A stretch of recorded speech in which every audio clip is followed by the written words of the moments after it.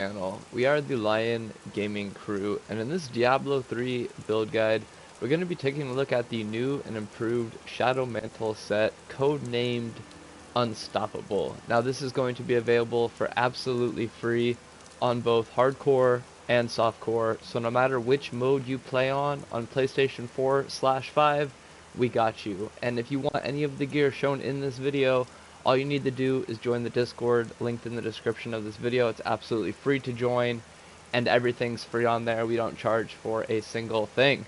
Without further ado, oh man, you thought I forgot. We just hit 700 subs, so big special shout out to each and every single one of you guys, man. This journey that I've been on has been absolutely crazy at times, but very, very enjoyable, and there's nothing that makes me happier than making free gear to be given away to everyone, man. So without further ado, let's go ahead and get right on into this build guide. So we're going to be using a melee weapon because the Shadow Mantle, it gives you a big buff when you use a melee weapon. So we're using Karel's Point, codenamed Unstoppable. The damage is a little low, coming in at 1.8 million, but I mean, like, it's still got, you know, everything you want to see. Plus, this is the first piece of gear shown on the channel that actually has the Soul Shard affixes from Season 25 built onto there. That is that second affix underneath the 8,000 experience right there, which is pretty nice. And also buffs their damage of Impale by 375%, and it returns 15 hatred if it hits an enemy already impaled, which is very, very nice. Cooldown of all skills is coming in at 52.1%. Resource cost reduction is at 19%, and this is a level 1 rare dagger. I'm going to start making the weapons rare, so it's easier for my team to identify what goes with what. So that's why the weapons are going to be rare, so just, you know, keep them safe from the blacksmith. You don't want to lose them, right? Moving on to the first piece of the Shadow Mantle set itself, codenamed Unstoppable. Pretty good. It's got some percent damage. The main thing is, though, the dexterity and resist all elements, as well as that 220% critical hit damage, 14% critical hit chance. Always nice to see. Cooldown of all skills coming in at 27.1%. Resource cost reduction, a flat 10. You get a 48% chance to hit area damage on hit, which is nice, and you get a 15% damage to elite enemies. Those bonuses are going to stay the same, so I'm not going to be reading them off every single time. We have the 2-piece, 4-piece, and 6-piece set bonus for this set, utilizing the Ring of Royal Grandeur, so you're going to need that to get the 6-piece for this set, and the 3-piece for the Guild set. So moving on, you guys have seen that. Moving on to the shoulders right here. This is the Guild's Authority set. The shoulder piece for it, same affixes as shown on the prior gear with all of the same bonuses. The 2-piece and 3-piece set bonus is very nice for this. It basically increases our damage and reduces the damage that we take, which is really nice. And it's all set for level 1 Primal Ancient. Can't get enough of those Primal Ancients, am I right? So chest piece right here, same deal. It's pretty much the same. All affixes coded in almost identical to the previous piece of gear. Same bonuses, and we'll scroll down, and it's a Primal Ancient. So, you know, you love it, man. We love them primals. Moving on to the Helm. This is where things switch it up a little bit. We got 660% critical hit damage, 42.0% critical hit chance. Y'all know what I mean on that one. 1,000 to all stats. It's got another Soul Shard on affix on there, being you cast a devastating ring of fire after killing 100 enemies, which just pairs perfectly with that Soul Shard also having a fire emitting from you every so often. Just pairs together. Too perfect, man. Too perfect. Same bonuses right here. This is a level 1 Primal Ancient set helm. Moving on to the Amulet. This is going to be a little bit weaker than the other amulets we have for this class. It's because we're utilizing a lot of those Soul Shard affixes. So some of these affixes you guys probably have never seen on any gear before, and that is because they were from that Season 25 Soul Shards. We got them all into the game. My favorite one has to be, though, that killing an enemy pulls all enemies within 40 yards to where the elite died, which is just really nice for when you're pushing GR 150s. This one also will collect Rift Progress Orbs for you, which is very nice. You get an additional Rift Progress Orb when you kill an Elite Pack, which is so crazy, man. And it also has another perk on there that will prevent your death. Even though we have the Immortal Ring, this one buffs for all party members, which is very nice. So, you know, it's great, man. It's great. Cooldown of all skills is at 46.8%. No resource cost reduction on this, and again, that's because the Soul Shard affixes. you get that capped 25% movement speed bonus and 75% damage to the enemies. Moving on to the second piece of the Guild's Authority set, codenamed Unstoppable. This is where we start to switch things up. We're going to see some damage, percent damage, resist all, a little bit of critical hit chance, but we're already capped out, so it really doesn't help us all that much. But you get increased move speed after killing an elite pack and picking up a health globe, resource cost reduction, and cooldowns, both coming in at 27.1%, and a 30% damage to the enemies. For the offhand right here, it's the Sin Seekers, I believe, is the one that buffs Impale, so you're going to throw 2 additional knives, and they both deal 100% increased damage, which is very nice. Again, capitalizing on the damage, percent damage, attack speed, and life per hit on that piece of gear. Moving on to the first ring right here, this is going to be the Immortal Ring, really again capitalizing on percent damage and damage with very little dexterity.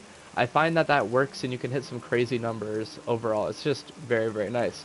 It also has the Molten Wildebeest Gizzard in there and the Tagak Gem, so you're going to regenerate 160,000 life per second, and you get a channeling bonus, which is nice because we're going to be channeling the shit out of Impale, if you know what I mean.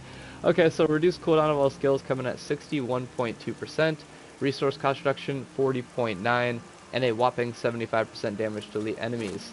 Second ring, this is the 1 billion physical skill damage ring, 2,200% damage. Holy shnikes, man. It's got a 15,000 damage up there at the top, percent damage to all Demon Hunter skills, which is just so nice. You get that same bonus after killing an elite pack, which just increases your move speed, which is very, very nice. Cooldown for all skills is 68.6, and it's the same deal for the resource cost reduction, 45% damage to the enemies. Moving on to the boots, this is the Shadow Mantles set, codenamed Unstoppable. Pretty much the same affixes here, capitalizing on damage, percent damage, resist all elements, which is so nice. Bonuses for cooldown of all skills coming at 27.1, resource cost reduction 19, and a 30% damage to the enemies. Level 1 Primal Ancient set boots.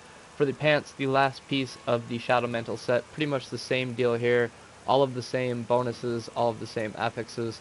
Level 1 Primal Ancient set pants. And the final piece of gear right here.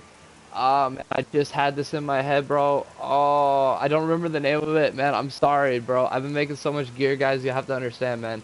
It's codenamed Unstoppable, though, and it basically just gives you a buff for your Impale by after using Impale, Vault costs no resource for 2 seconds, which is nice because you're going to be using Impale and Vault a lot if you want to get around very quickly and deal a lot of damage. Cooldown and resource cost reduction both coming at 27.1%, and a 30% damage to the enemies. Moving on to the skills. For your X ability in the devices skill tree, you're going to want to pick up Vengeance with the rune side cannons, R2 main damage dealing attack. In that secondary skill tree, you're going to want to pick up Impale with the rune Grievous Wounds. For your square ability, just to get some more mobility topped up on there, we're going to pick up Shadow Power with the rune Shadow Glide. We're going to couple that up with Smokescreen with the rune Displacement. There we go. For your circle ability, you can pick whatever you want, but I have fun with the Companion and the Ferret Companion combo. And finally, for that mobility skill, again in that hunting skill tree, we're going to pick up Vault with the rune Acrobatics. Passive number 1, Tactical Advantage. Passive number 2, Hot Pursuit. Passive number 3, Ballistics. And passive number 4, Perfectionist. And we are getting the Ambush passive built in on the Amulet, so you don't have to worry about that. Cube powers being Liana's Wings, Hellcat Waistguard, which you should probably change out because we don't have anything that utilizes grenades, so that slot right there, you can just put whatever you want. The Ring of Royal Grandeur is going to be necessary, so you can get the 6-piece set bonus though. Touching on Paragon really quick, I would say all of it goes right into Vitality, man. You're already capped on movement speed, your Hatred's good to go. For the offensive skill tree, really whichever you see fit. I would go for attack speed though, because that's always a stat that is nice to have. For defensive skill tree, armor and resist to all, because those are the only 2 things that are really lacking in this build. For the utility skill tree, definitely life per hit and gold pickup radius, so you can get it to that 80 yards if you can. And yeah, man, that's pretty much it. We don't have a follower with us for this video, so we're just going to pop right on into a 150. And during testing, this set is very consistent. It's right around a minute to a 150. some of these new soul shard affixes that we've been adding onto our sets they're crazy. You guys can tell unique animation after a monster dies. It's kind of like poison spewing out of their bodies.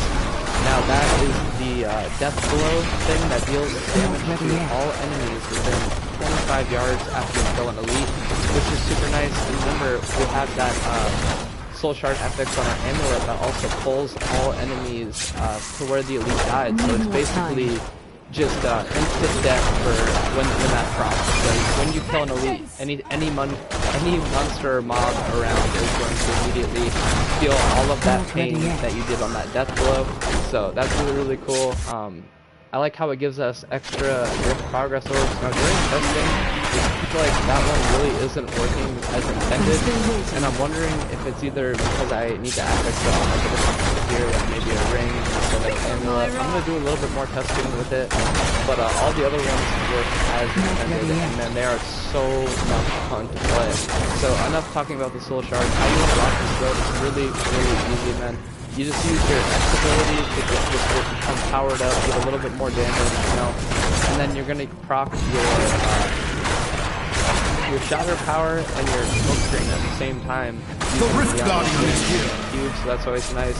Circle you don't really have to worry about, that's more like a passive thing. And finally, R1 vault is going to get you around the map really easily. And finally, healing attack coming in at hail. It just does crazy damage. It's hella fast, and I really think you guys are going to enjoy this. I do have to make some minor adjustments, but other than that though, this is a really good version 1.0 initial release of this updated Shadow Mantle set. So I really hope you guys all enjoy this build guide, man, and enjoy the content that I've been making. And if you feel like, or if you're new here and you like what you see, maybe consider hitting that subscribe button, as that really is the best way to show your support towards me and what we're trying to accomplish here. Other than that though, any gear shown in this video being given away for absolutely free. You don't even have to be a subscriber. You don't have to, nothing is required of you. You just have to join the Discord, linked in the description of this video. Finally, I'd like to thank you all for watching, man. Really special day today. We hit 700 subs, a dream that I've always wanted to be a YouTuber, you know, and it's finally becoming more of a reality each day. So that is all because of you guys and your support. So finally, I'm going to quit rambling. I'm going to let you guys go. Hope to catch y'all in a future video coming out soon. Stay safe, stay happy, and last but not least, stay gaming, my friends. Peace.